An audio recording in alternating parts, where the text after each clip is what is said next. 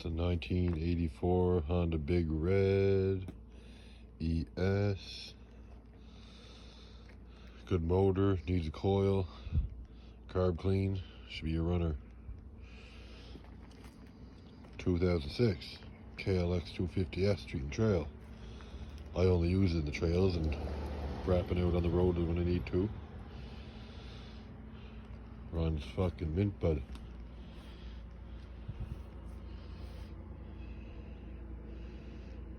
And for the fucking best fucking thing in my fleet, I don't know if you're ready for this. Ain't them pretty cool, but bad boy.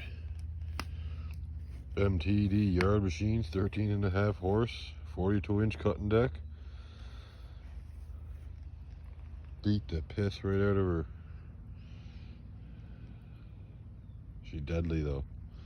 Runs mint. Cut a hayfield with it.